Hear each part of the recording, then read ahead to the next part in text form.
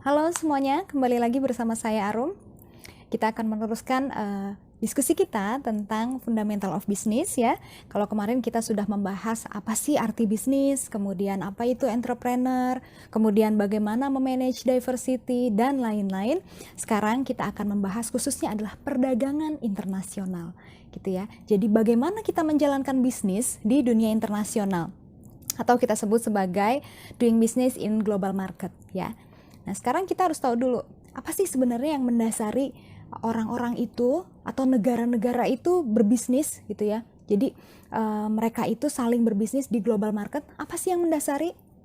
Nah, contohnya kayak gini nih. Indonesia, negara kita ya. Ini kita banyak sekali sumber daya, baik itu sumber daya alam, sumber daya mineral gitu ya. Kemudian sumber daya pangan, kita itu banyak banget gitu ya. Kaya, kita negara yang kaya, begitu pula dengan laut kita. Kemudian Rusia juga demikian. Negaranya luas, sumber dayanya banyak gitu ya. Tapi negara-negara dengan sumber daya yang besar ini seperti kita dan Rusia, ya saya akan contohkan Indonesia dengan Rusia dulu. Itu sumber dayanya banyak tapi teknologinya kurang. Lack of technology gitu. Jadi tidak seperti negara-negara yang kayak Belgia, Jepang, Korea gitu ya. Mereka sangat maju teknologinya, tapi mereka itu kurang sekali dalam sisi sumber daya atau di situ kurang natural resources gitu ya. Sehingga akhirnya muncullah di sini yang namanya free trade atau perdagangan bebas. Nah, perdagangan bebas ini biasanya untuk menyuplai di situ kalau kita bilang adalah keunggulan komparatif gitu ya. Contoh di Indonesia, kita ini kaya banget akan timah dan karet ya. Timah, karet, kemudian di situ ada sawit gitu ya. Nah, kemudian kekayaan kita ini nanti kita ekspor gitu keluar ya.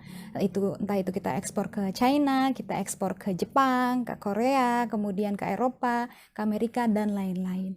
Begitu pula teknologinya ya. Teknologinya karena kita ini masih lack of technology, boleh dibilang ya, karena kita masih negara berkembang sehingga teknologi kita ini belum semaju negara-negara seperti Jepang, Belgia, Cina, kemudian Korea, sehingga kita itu mengimpor teknologi gitu. Contoh aja sekarang, handphone yang dipakai kalian, buatan Indonesia bukan? Bukan ya? Meskipun dibuat, misalkan ada yang dibuat di Indonesia, made in Indonesia. Dibuat di Indonesia itu berarti bukan atau belum tentu Indonesia yang membuatnya.